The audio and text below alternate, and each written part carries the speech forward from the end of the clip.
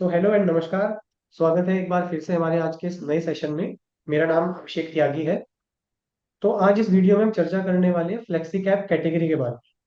देखिए, इस कैटेगरी में मार्केट में आज की डेट में 39 फंड्स अवेलेबल है। इसका टोटल एयूएम है अराउंड 4,44,000, 4,44,000 करोड़ रुपए एज ऑन 30 सितंबर 2024। तो इस कैटेगरी में आज हम फोकस करेंगे पारंपरिक फ्लेक्सी कैप फंड। ये फंड मार्केट में लीडर है इस कैटेगरी में। इस फंड का टोटल आईएम है around 82,000 crore rupees as on 30 सितंबर। सो ऑलमोस्ट हम कह सकते हैं 20% of the total AUM of this category hold by Parag Parikh flexi cap fund. तो आज इसी के बारे में हम डिटेल में चर्चा करेंगे। क्या इन्वेस्टमेंट स्ट्रेटेजी पराग पारिक फॉलो करते हैं इस फंड में। एंड इसी पर बात करने के लिए आज हमारे साथ हैं mister Rukun Tara Chandani ji, who is equity fund manager at Parag Parikh mutual fund. Sir को 10 साल से भी ज्यादा का एक्सपीरियंस है एसेट मैनेजमेंट इंडस्ट्री में। एंड आज की डेट में सर 3 म्यूचुअल फंड मैनेज कर रहे हैं at Parag Parikh AMC. So I welcome you Rukun ji and thank you so much आज आपने एसेट प्लस के लिए टाइम दिया। तो Thank you very much for having me on the show. Thank you so much sir. So सबसे पहला क्वेश्चन सर मैं आपसे यही पूछना चाहूंगा, ये फ्लेक्सी कैप कैटेगरी होती क्या है, किस तरीके से काम करती है। एंड हमारे पास एक मल्टी कैप कैटेगरी भी अवेलेबल है, ये उससे कैसे डिफरेंट तो स्टॉक्स को हम मार्केट कैपिटलाइजेशन के हिसाब से लार्ज कैप, मिड कैप और स्मॉल कैप में क्लासिफाई करते हैं।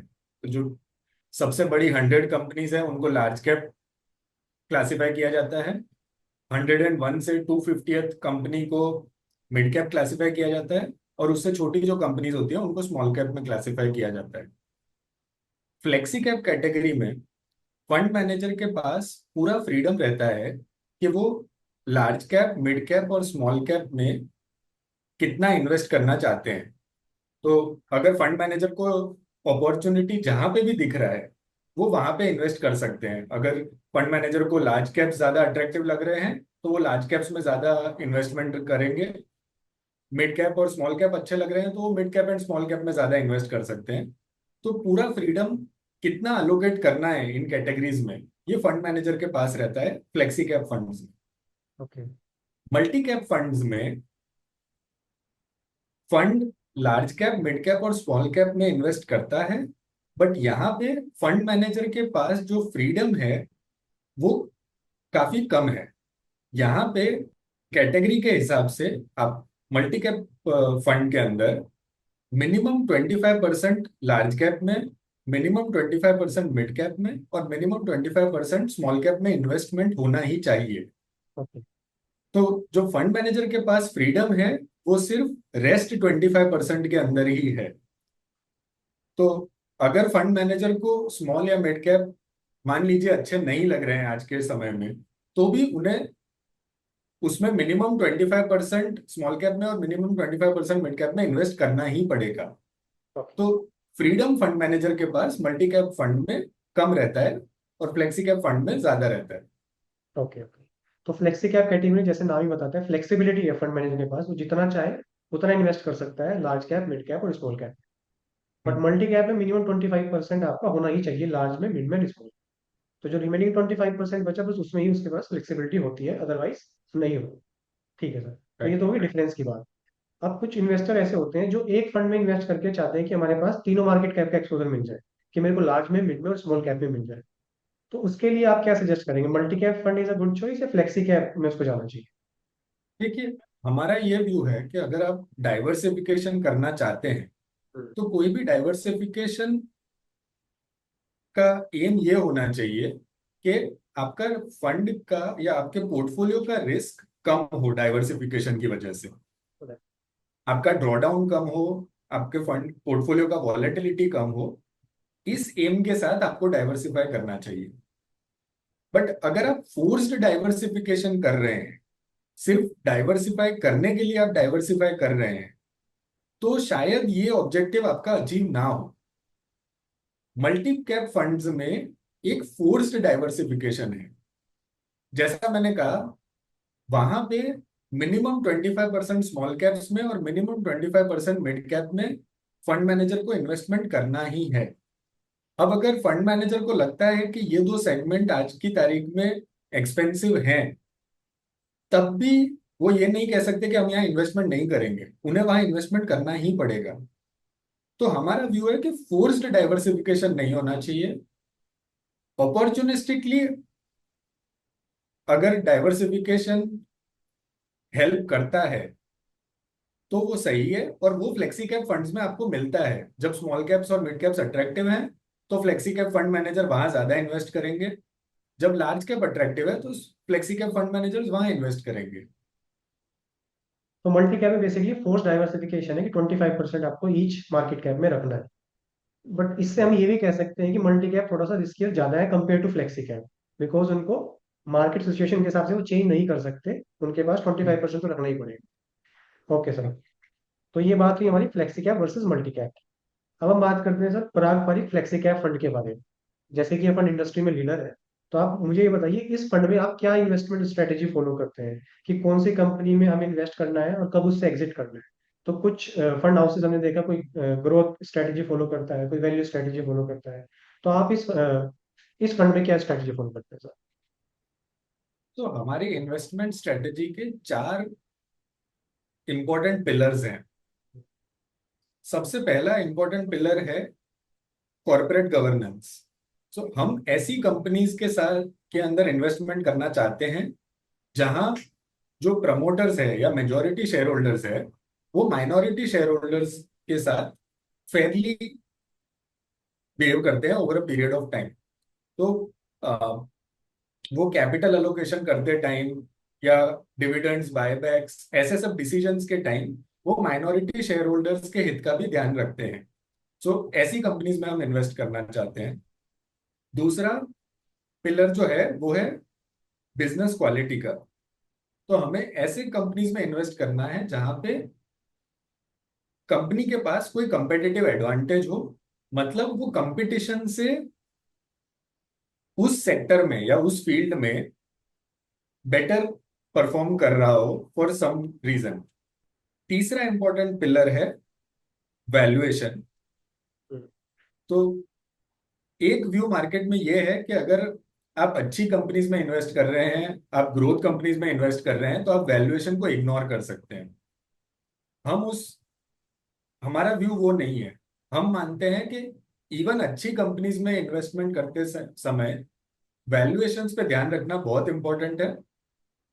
तभी इन्वेस्टमेंट करना चाहिए जब वैल्यूएशंस आपके फेवर में हो।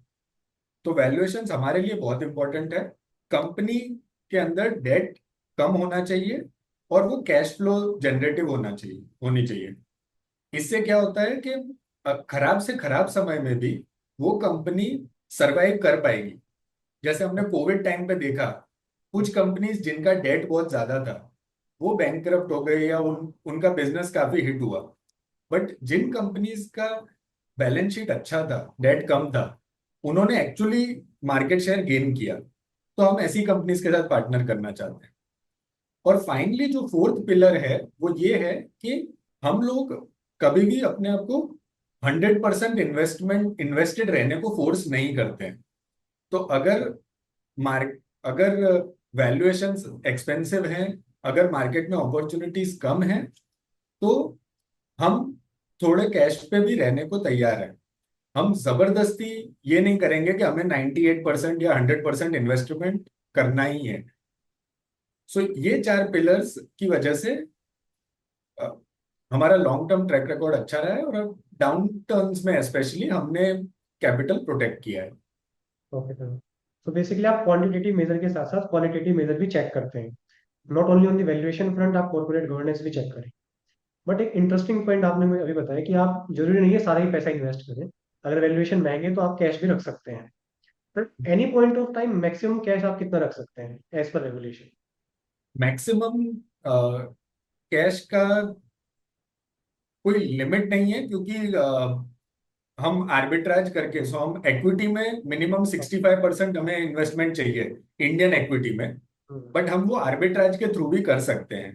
ओके ओके हिस्टोरिकली हमने मैक्सिमम करीबन 28-30% तक कैश रखा है। ओके। 2018 के आसपास हमारा कैश लेवल उतना हाई था, क्योंकि उससे पहले स्मॉल और मिड कैप सेक्टर में काफी बड़ी तेजी आई थी, वैल्यूएशंस बहुत एक्सपेंसिव हो गए थे, अपॉर्चुनिटीज कम थी। तो हमारा कैश लेवल इंक्रीज हुआ था। ऑल्सो हम लोग कैश इस थॉट प्रोसेस से नहीं रखते हैं कि मार्केट एक्सपेंसिव है तो हमें कैश रखना ही है। हम्म।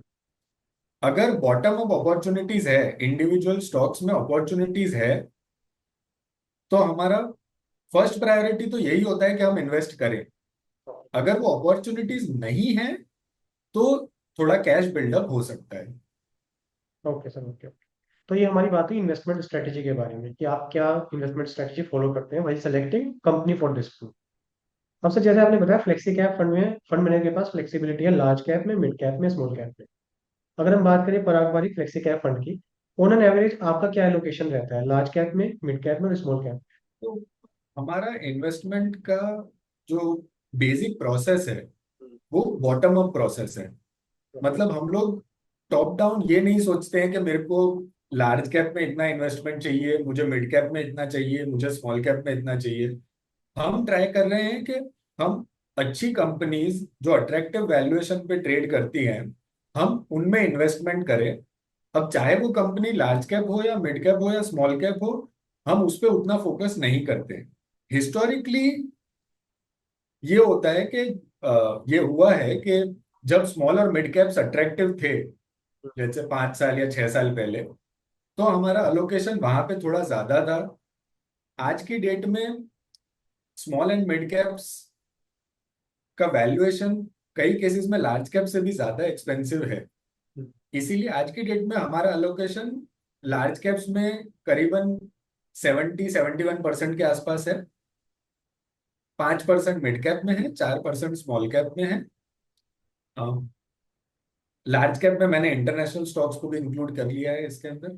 ओके, बट ये अलोकेशन चेंज होता रहता है जैसे अपॉर्चुनिटी सेट चेंज होता है। Okay, okay. Depending on the market situation आप एलोकेशन करते रहते हैं। आज के टाइम में 70% आपका लार्ज कैप है एंड 5% आपका स्मॉल 70। कैप, समवेयर अराउंड 5% आपका मिड कैप। ठीक है सर। अब जैसे आपने बताया आप इस फंड में इंटरनेशनल फंड, इंटरनेशनल कंपनीज को भी इंक्लूड करते हैं। सो ऑन एन एवरेज आप कितना एलोकेशन इंटरनेशनल फंड में रखते हैं, क्योंकि मैक्सिमम या कोई मिनिमम लिमिट आपने इस पे सेट की हुई है अपने फंड के लिए? तो हम इंटरनेशनल एलोकेशन का कोई मिनिमम लिमिट नहीं है। ओके। अगर टीम को इंटरनेशनल स्टॉक्स में कोई अच्छे अपॉर्चुनिटीज नहीं मिलते हैं हम्म। तो हम डिसाइड कर सकते हैं कि हम वहाँ कोई एलोकेशन ना रखें। हम्म। बट इंटरनेशनल स्टॉक्स का जो यूनिवर्स है वो काफी बड़ा है, तो हिस्टोरिकली वहां पे हमें अपॉर्चुनिटीज मिला है। मैक्सिमम जो अलोकेशन हम कर सकते हैं इंटरनेशनल स्टॉक्स में वो 35% है। बट February 22 में आरबीआई का एक पूरे म्यूचुअल फंड इंडस्ट्री का लिमिट है, जो पूरा mutual fund industry foreign stocks में इन्वेस्ट कर सकता है, वो लिमिट हिट हो गया था। तो हम्म। सारे फंड्स के लिए इंक्रीमेंटल इन्वेस्टमेंट इंटरनेशनल स्टॉक्स में वो स्टॉप हो गया था। correct। तो वो हमारे लिए भी एप्लीकेबल था। हमारा भी इंक्रीमेंटल इन्वेस्टमेंट February 22 के बाद से इंटरनेशनल स्टॉक्स में बंद हो गया है।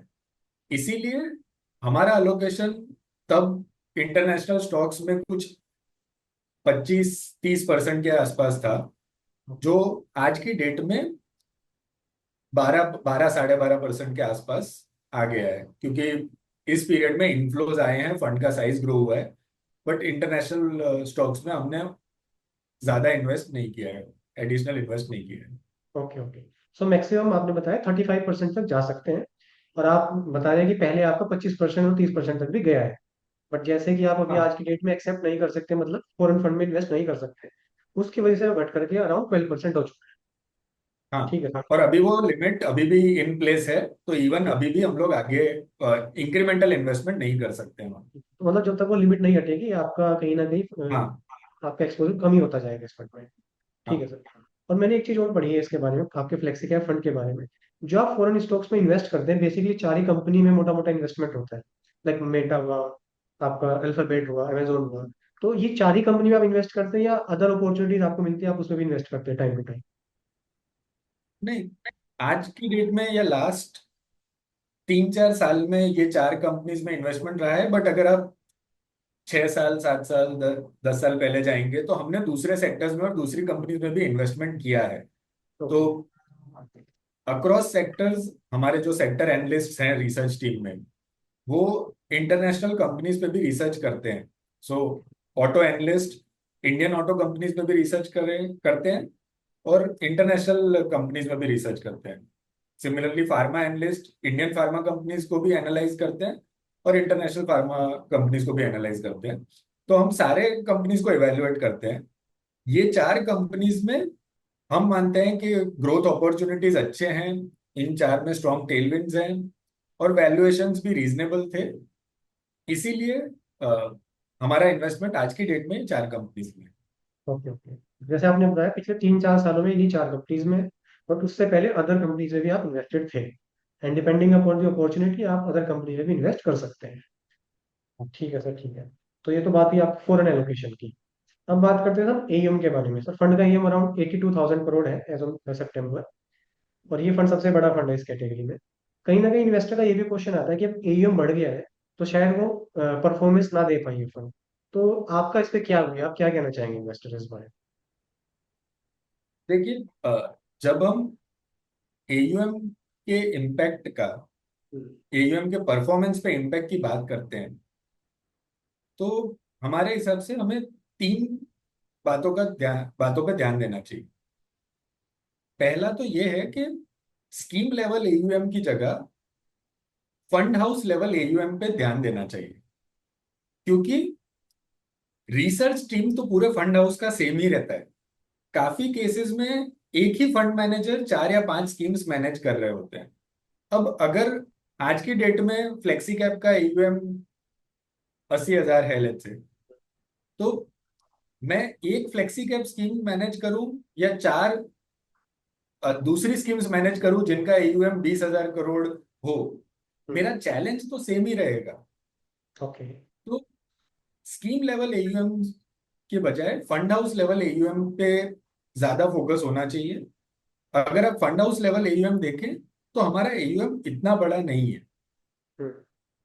दूसरा फैक्टर जो देखना चाहिए वो ये है कि फंड मैनेजर रिटर्न्स कैसे जनरेट करते हैं। क्या फंड मैनेजर की स्टाइल ये है कि वो चर्न ज्यादा करते हैं? अगर आप ज्यादा चर्न करके या शॉर्ट टर्म अपॉर्चुनिटीज के बेसिस पे परफॉर्मेंस लाते हैं, तो वो साइज के साथ कंटिन्यू करना मुश्किल हो जाता है। आप 2,000 करोड़ पे काफी चर्न कर सकते हैं, 20,000 करोड़ पे वो कम कर पाएंगे, और 80,000 करोड़ पे और कम कर पाएंगे। तो अब अगर आप हमारा स्टाइल देखेंगे, तो पिछले 10 साल से जब ये फंड बहुत छोटा भी था, 1,000 करोड़, 2,000 करोड़ या 3,000 करोड़, तब भी हमारा चर्न लेवल या चर्न रेशियो 25-30% ही था। तो हम long term by and hold investors हैं। ओके तो इसीलिए साइज का इम्पैक्ट हमारे ऊपर कम होना चाहिए। Okay okay. तीसरा जो फैक्टर है वो ये है कि अगेन इन्वेस्टमेंट स्टाइल, अगर फंड मैनेजर का मोमेंटम टाइप्स है, जहां पे आप वो स्टॉक्स बाय कर रहे हैं जो बाकी मार्केट पार्टिसिपेंट्स बाय कर रहे हैं, और वो सेल कर रहे हैं जो बाकी मार्केट पार्टिसिपेंट सेल कर रहे हैं, तो आपको साइज के साथ प्रॉब्लम्स आएंगे, बिकॉज आपका ट्रांजैक्शन कॉस्ट और इम्पैक्ट कॉस्ट बढ़ जाएगा। हम टिपिकली जनरली हम लोग कॉन्ट्रेरियन रहे हैं। तो जब कोई सेक्टर या कोई स्टॉक आउट ऑफ फेवर होता है, तब हमने उसमें बड़ी पोजीशंस बिल्डअप की हैं। जब बाकी लोग सेल कर रहे हैं, तब हम ऐसे स्टॉक्स को बाय कर रहे हैं। और जब कोई स्टॉक या सेक्टर बहुत यूफोरिया में है, जब बाकी लोग बाय कर रहे हैं, तब हम वो सेल कर रहे हैं। तो अगर आप मार्केट से कॉन्ट्रा चलते हैं, तो आपका तो आपका इम्पैक्ट या वॉल्यूम्स आपको मिलते हैं। आपको इतना इश्यू नहीं होता है एयूएम या साइज का। ओके तो इन तीन फैक्टर्स की वजह से अभी तक हमें कोई मेजर चैलेंज नहीं आया है साइज इंक्रीज होने की वजह से। ओके सर, आपने काफी अच्छे से समझाया है कि साइज से मैटर नहीं करता परफॉर्मेंस का, डिपेंडिंग कि आप क्या स्ट्रेटेजी फॉलो करते हैं। आप ज्यादा चर्निंग नहीं करते, अगर आप चर्निंग ज्यादा कर रहे होते हैं तो it will be challenge for you कि कैसे इसको मैनेज करना है। आई होप आपने सभी क्वेश्चन के आंसर काफी अच्छे से दिए हैं सर। ये हमारे पार्टनर्स के लिए, इन्वेस्टर के लिए काफी हेल्पफुल रहे। एक बार फिर से सर आपका बहुत बहुत धन्यवाद, आज आपने एसेट प्लस के लिए टाइम निकाला और इस फंड के बारे में हमें समझाया। Thank you so much sir. Thank you. Thank you very much.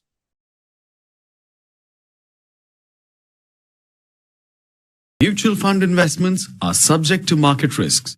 Read all scheme related documents carefully.